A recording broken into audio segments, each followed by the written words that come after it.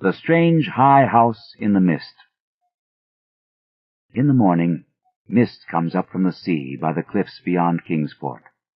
White and feathery, it comes from the deep to its brothers the clouds, full of dreams of dank pastures and caves of Leviathan. And later, in still summer rains on the steep roofs of poets, the clouds scatter bits of those dreams, that men shall not live without rumor of old strange secrets, and wonders that planets tell planets alone in the night.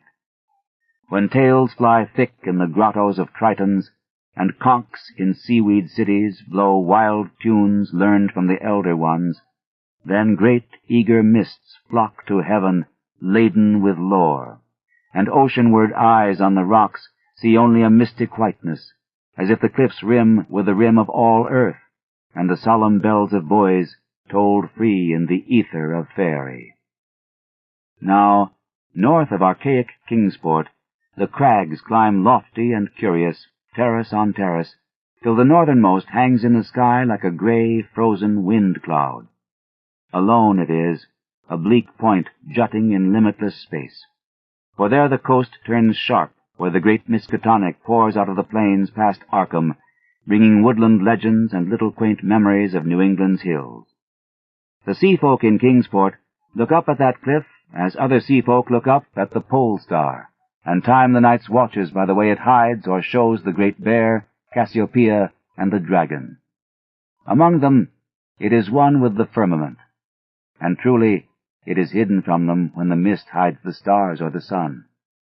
Some of the cliffs they love, as that whose grotesque profile they call Father Neptune, or that whose pillared steps they term the Causeway. But this one they fear because it is so near the sky. The Portuguese sailors coming in from a voyage cross themselves when they first see it, and the old Yankees believe it would be much graver matter than death to climb it, if indeed that were possible. Nevertheless, there is an ancient house on that cliff, and at evening men see lights in the small-paned windows.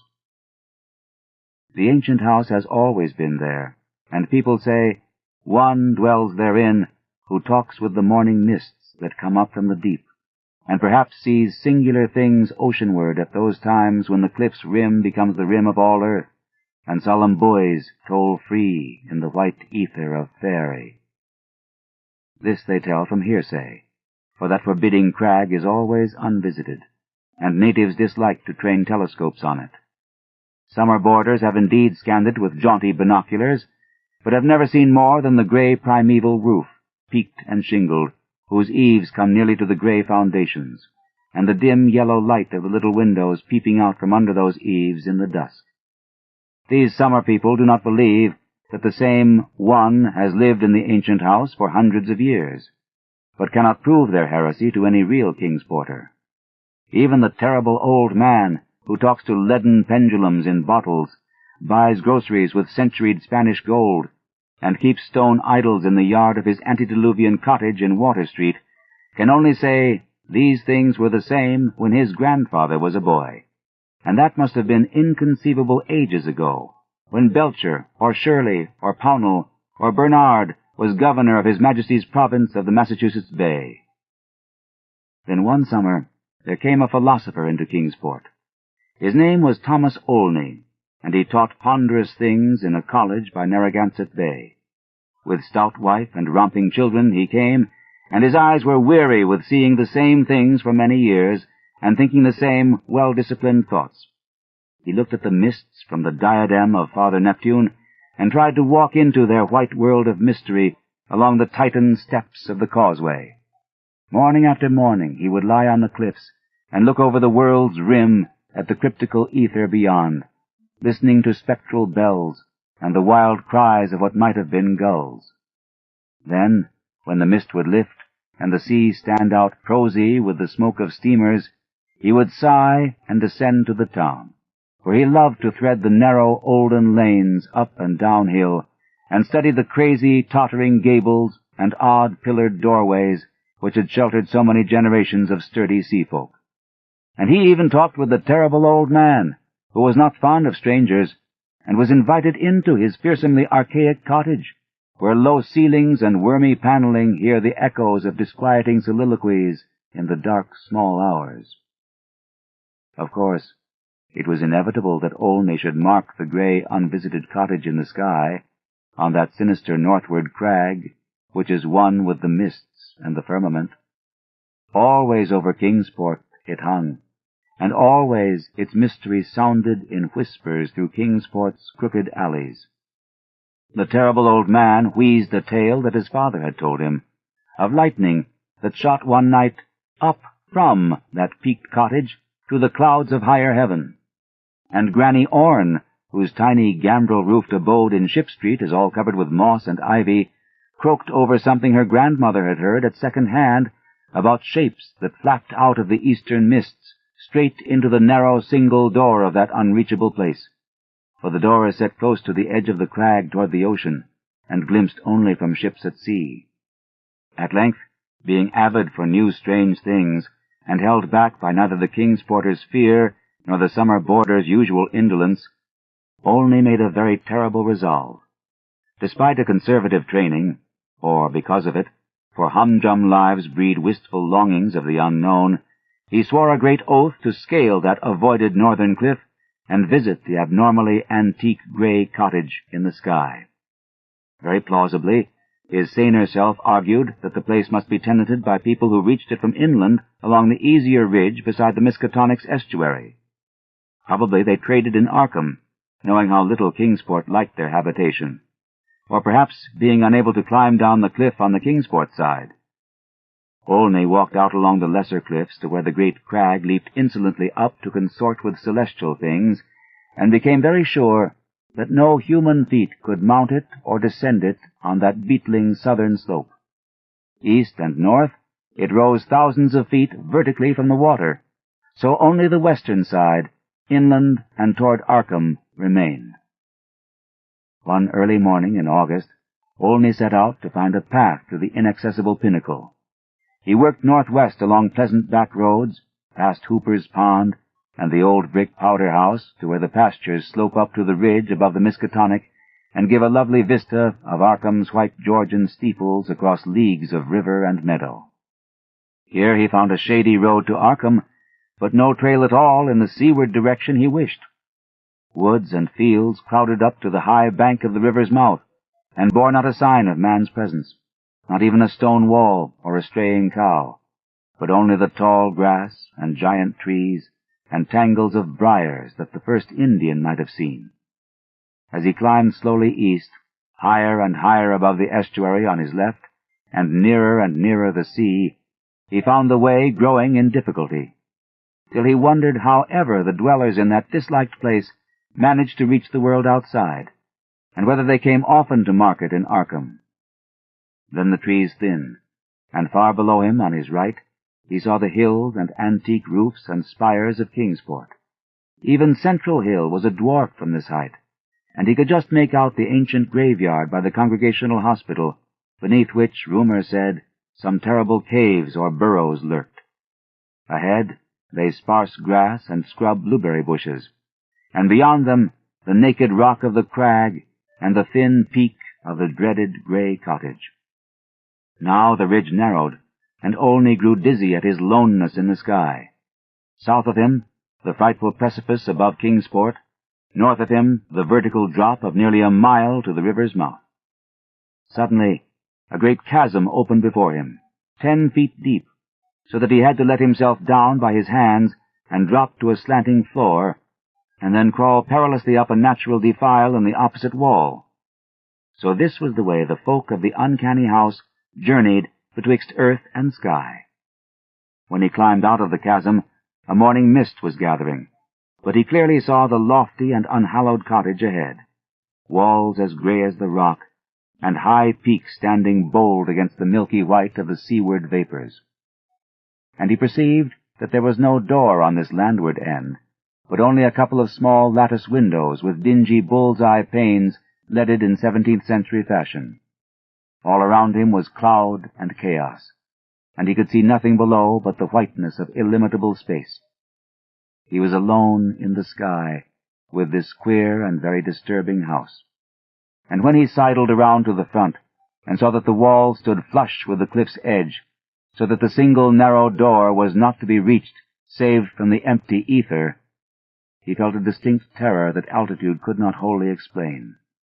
And it was very odd that shingles so worm-eaten could survive, or bricks so crumbled still form a standing chimney. As the mist thickened, Olney crept around to the windows on the north and west and south sides, trying them, but finding them all locked. He was vaguely glad they were locked, because the more he saw of that house, the less he wished to get in. Then a sound halted him. He heard a lock rattle and a bolt shoot, and a long creaking follow, as if a heavy door were slowly and cautiously opened. This was on the oceanward side that he could not see, for the narrow portal opened on blank space, thousands of feet in the misty sky above the waves. Then there was heavy, deliberate tramping in the cottage, and Olney heard the windows opening, first on the north side opposite him, and then on the west just around the corner. Next would come the south windows, under the great low eaves on the side where he stood. And it must be said that he was more than uncomfortable as he thought of the detestable house on one side and the vacancy of upper air on the other. When a fumbling came in the nearer casements, he crept around to the west again, flattening himself against the wall beside the now opened windows. It was plain that the owner had come home, but he had not come from the land, nor from any balloon or airship that could be imagined. Steps sounded again, and Olney edged round to the north. But before he could find a haven, a voice called softly, and he knew he must confront his host. Stuck out of a west window was a great black-bearded face, whose eyes shone phosphorescently with the imprint of unheard-of sights. But the voice was gentle, and of a quaint olden kind, so that Olney did not shudder when a brown hand reached out to help him over the sill and into that low room of black oak wainscots and carved Tudor furnishings. The man was clad in very ancient garments, and had about him an unplaceable nimbus of sea lore and dreams of tall galleons. Olney does not recall many of the wonders he told, or even who he was, but says that he was strange and kindly, and filled with the magic of unfathomed voids of time and space. The small room seemed green with a dim, aqueous light, and Olney saw that the far windows to the east were not open, but shut against the misty ether with dull, thick panes like the bottoms of old bottles. That bearded host seemed young, yet looked out of eyes steeped in the elder mysteries, and from the tales of marvelous ancient things he related, it must be guessed that the village folk were right in saying he had communed with the mists of the sea and the clouds of the sky ever since there was any village to watch his taciturn dwelling from the plain below. And the day wore on, and still Olney listened to rumors of old times and far places, and heard how the kings of Atlantis fought with the slippery blasphemies that wriggled out of rifts in ocean's floor, and how the pillared and weedy temple of Poseidonus is still glimpsed at midnight by lost ships who know by its sight that they are lost. Years of the Titans were recalled, but the host grew timid when he spoke of the dim first age of chaos before the gods or even the elder ones were born, and when only the other gods came to dance on the peak of Hafeg-Kla in the stony desert near Ulthar, beyond the river sky. It was at this point that there came a knocking on the door, that ancient door of nail-studded oak, beyond which lay only the abyss of white cloud. Olney started in fright, but the bearded man motioned him to be still, and tiptoed to the door to look out through a very small peephole. What he saw he did not like, so pressed his fingers to his lips and tiptoed around to shut and lock all the windows before returning to the ancient settle beside his guest. Then Olney saw lingering against the translucent squares of each of the little dim windows in succession a queer black outline, as the caller moved inquisitively about before leaving. And he was glad his host had not answered the knocking, for there are strange objects in the great abyss, and the seeker of dreams must take care not to stir up or meet the wrong ones. Then the shadows began to gather, first little furtive ones under the table, and then bolder ones in the dark paneled corners. And the bearded man made enigmatical gestures of prayer, and lit tall candles in curiously wrought brass candlesticks. Frequently he would glance at the door, as if he expected someone, and at length his glance seemed answered by a singular rapping which must have followed some very ancient and secret code. This time he did not even glance through the peephole, but swung the great oak bar and shot the bolt, unlatching the heavy door and flinging it wide to the stars and the mist. And then, to the sound of obscure harmonies, there floated into that room from the deep all the dreams and memories of earth's sunken mighty ones. And golden flames played about weedy locks, so that Olney was dazzled as he did them homage.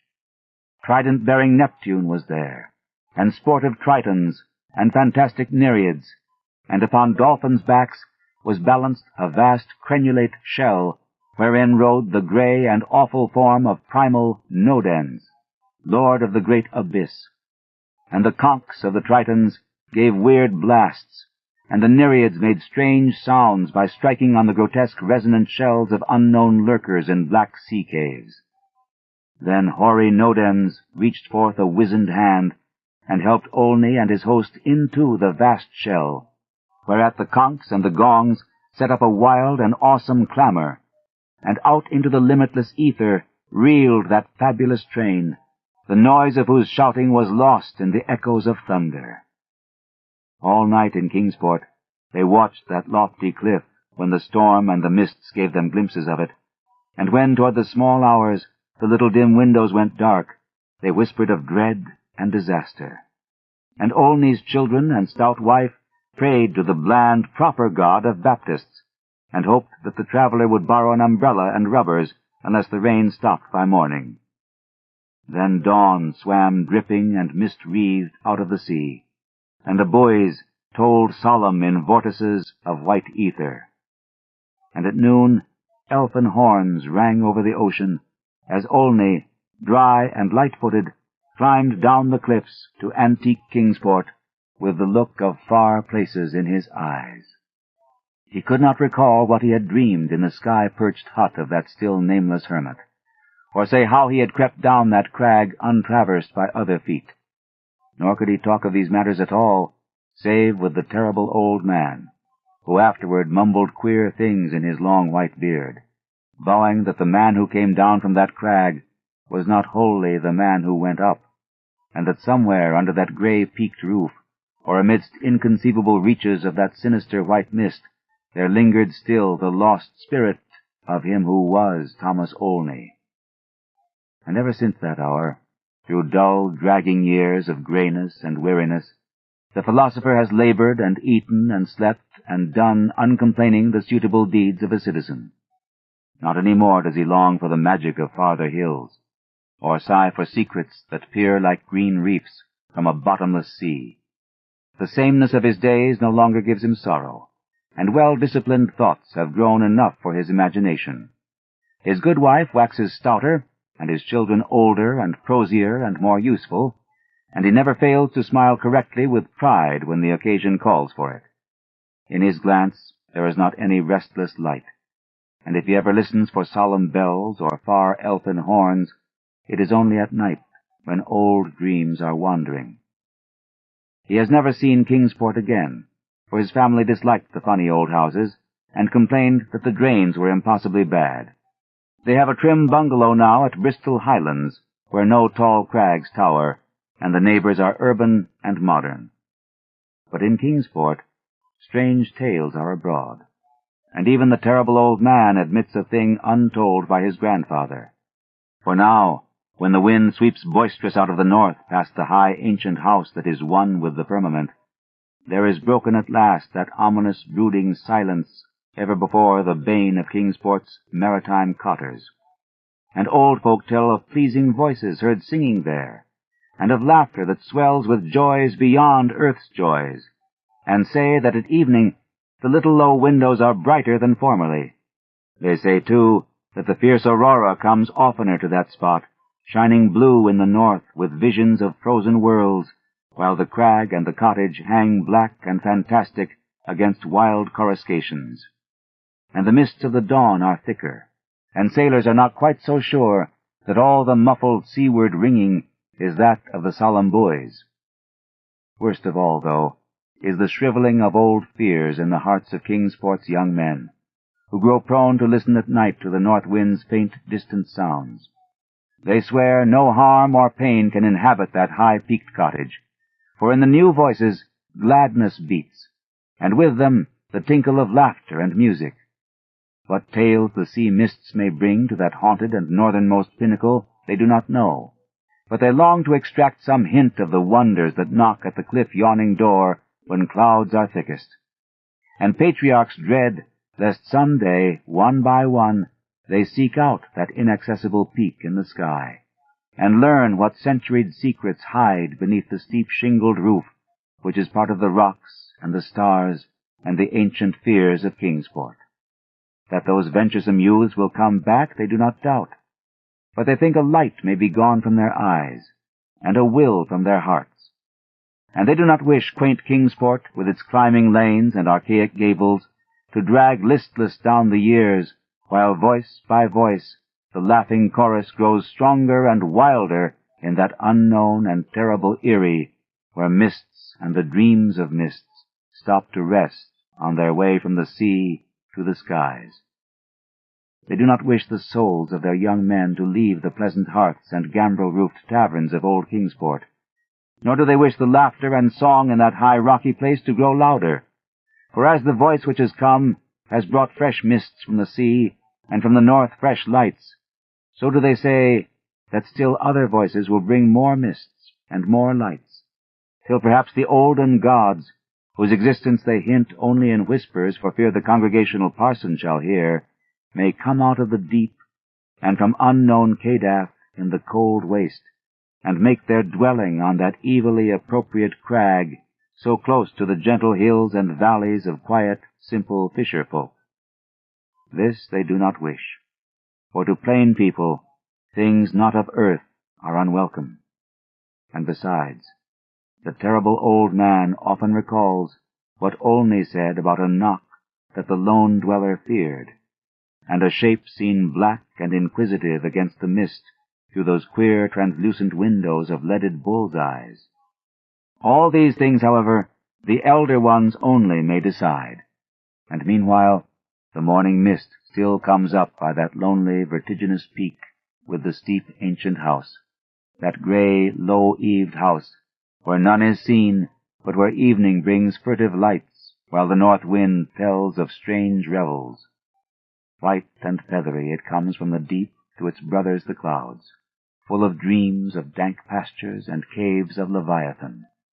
And when tales fly thick in the grottos of Tritons, and conchs in seaweed cities blow wild tunes learned from the elder ones, then great eager vapors flock to heaven laden with lore, and Kingsport, nestling uneasy on its lesser cliffs below that awesome hanging sentinel of rock, sees oceanward only a mystic whiteness, as if the cliff's rim were the rim of all earth, and the solemn bells of the buoys tolled free in the ether of faerie.